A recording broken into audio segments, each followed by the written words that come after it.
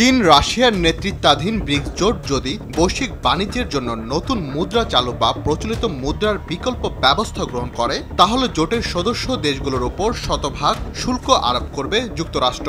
নবনির্বাচিত মার্কিন president Donald Trump এই হুঁশিয়ারি দিয়েছেন।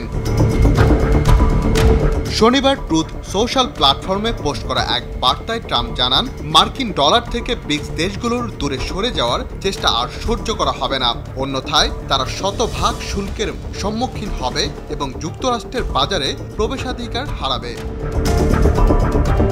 2011 সালে ব্রাজিল, রাশিয়া, ভারত, চীন এবং দক্ষিণ আফ্রিকাকে নিয়ে গঠিত হয় ব্রিক্স জোট। চলতি বছর ইরান, সৌদি আরব, সংযুক্ত আরব আমিরাত, ইথিওপিয়া এবং মিশর এর নতুন সদস্য হিসেবে যুক্ত হয়েছে।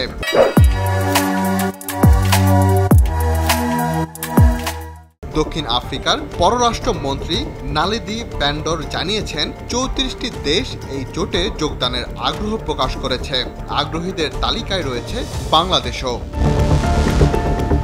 ব্রাজিলের president Luiz Inacio Lula da Silva 2023 সালে ব্রিক্সের জন্য একটি সাধারণ মুদ্রা চালুর প্রস্তাব দিয়েছিলেন, যার লক্ষ্য মার্কিন ডলারের ওপর নির্ভরশীলতা কমানো। ব্রিক্স নিজস্ব মুদ্রা ও ডলারের বাইরে ব্যাংকিং নেটওয়ার্ক ব্যবহার করলে রাশিয়া, চীন এবং ইরানের মতো দেশগুলো পশ্চিমা নিষেধাজ্ঞা এড়াতে সক্ষম হবে। তবে জোটের ভিন্ন ভিন্ন অর্থনৈতিক ও রাজনৈতিক অবস্থানের কারণে খুব শিগগিরই একটি নতুন মুদ্রা প্রচলনের সম্ভাবনা আপাতত কম।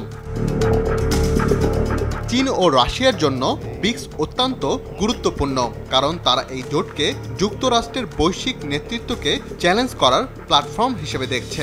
বর্তমানে ব্রিক্সের চেয়ারম্যানশিপের দায়িত্ব পালন করছে রাশিয়া। ট্রাম্পের সাম্প্রতিক অর্থনৈতিক হুমকি এমন সময়ে এলো যখন তিনি প্রথম দিন থেকেই মেক্সিকো, কানাডা এবং চীন থেকে আমদানি করা পণ্যের উপর বড় শুল্ক আরোপের ঘোষণা দিয়েছেন। এই পদক্ষেপের কারণ হিসেবে ট্রাম্প অবৈধ অভিবাসন, অপরাধ ও মাদক চোরাচালান বন্ধ করার কথা উল্লেখ করেছেন। রাকিব হাসান, RTV।